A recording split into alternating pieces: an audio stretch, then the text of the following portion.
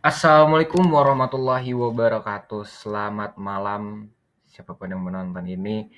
Saya tahu yang menonton sebenarnya Bapak Serdi. Assalamualaikum warahmatullahi wabarakatuh. Perkenalkan, nama saya Abdul Akla BHQ Harahap dari Prodi S1 Manajemen Fakultas Ekonomi dan Bisnis, Kampus UNJ Universitas Negeri Jakarta. Dengan NIM 17056242117. Hari ini saya akan mempresentasikan surat perjanjian jual beli tanah dan bangunan yang sudah saya susun. Ya, itu nama saya, ini matkulnya hukum bisnis, dan ini adalah surat yang saya buat, yaitu surat perjanjian jual beli tanah dan bangunan. Baik, kita masuk ke next slide-nya. Yang pertama, kita akan membahas tentang pembukaan dulu nih. Pembukaan di mana di sini kita bisa lihat ada surat perjanjian jual beli tanah dan bangunan. Itu seperti kayak apa ya bahasanya ya? Mungkin judulnya lah, atau judulnya dari surat ini. Yang pertama, kita judulnya udah dikasih tahu surat perjanjian jual beli tanah bangunan, dan kedua ada pembukaan. Sebenarnya pembukaannya nggak perlu panjang-panjang banget, yang penting jelas dan jelas dan clear lah gitu, tidak tidak tidak terlihat seperti dibuat-buat.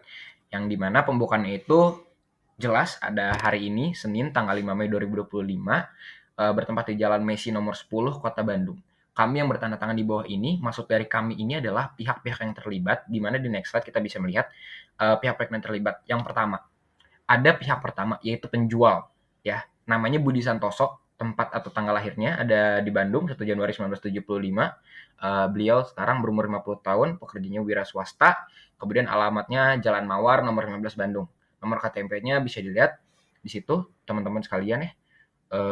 Pokoknya nggak bisa saya sebutin satu-satu ya, nggak mungkin saya sebutin satu-satu. Kemudian di situ ada pihak kedua, yaitu Siti Aminah.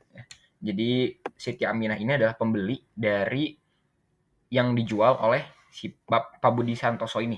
Jadi Ibu Siti Aminah ini eh, tempat dan tanggal lahirnya di Bandung 10 Februari 1980, umurnya 45 tahun, pekerjaannya pegawai negeri, alamatnya Jalan Kenangan nomor 20 Bandung, nomor KTP 123456. Nah, itu udah kelihatan ya teman-teman sekalian. Nah, maksudnya itu adalah pihak yang terlibat ini adalah pihak pertama sebagai penjual, pihak kedua sebagai pembeli. Nah, pihak pertama itu Pak Budi Santoso, pihak keduanya itu Ibu Siti Aminah. Mereka ini yang terlibat dalam penjual belian tanah ini, ya, Bapak ya teman-teman sekalian. Kemudian maksudnya itu adalah kedua belah pihak ini sepakat untuk mengikatkan diri dalam perjanjian jual beli tanah ini dan bangunan dengan syarat dan ketentuan sebagaimana diatur dalam perjanjian yang ada di surat ini. Ayo kita lanjut ke next slide-nya ya, teman-teman.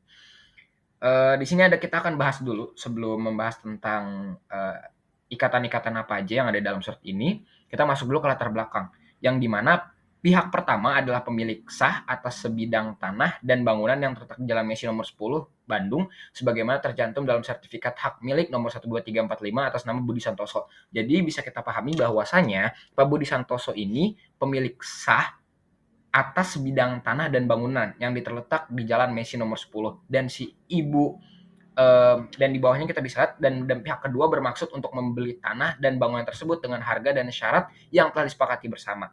Nah, artinya si ibu siapa ya tadi namanya? Kita cek dulu namanya siapa, lupa lagi. Siti Aminah, maaf ya.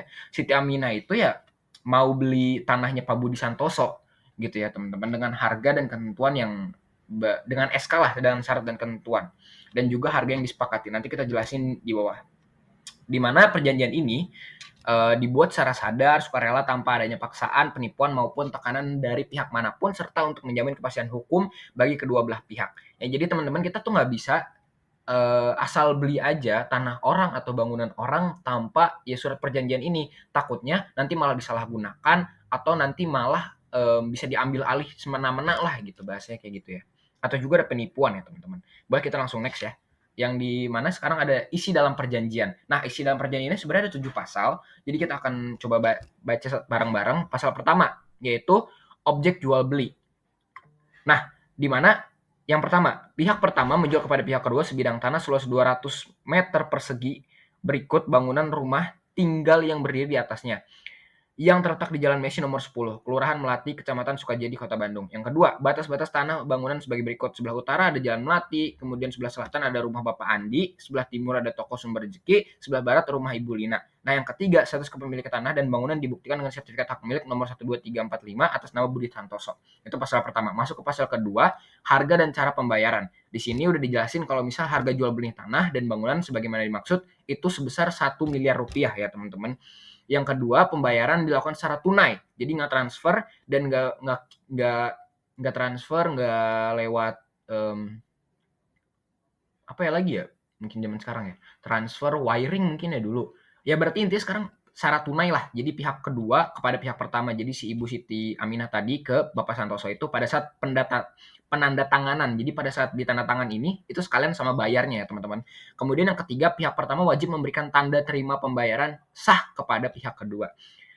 Kemudian yang keempat, skala pajak dan biaya timbul akibat peralihan hak seperti pajak penghasilan, PPh, biaya perolehan hak atas tanah dan bangunan, BPHTB, serta biaya notaris atau PPAT akan ditanggung bersama oleh kedua belah pihak dengan perincian sebagai berikut. Nah, ini teman-teman bisa melihat ada 3 poin.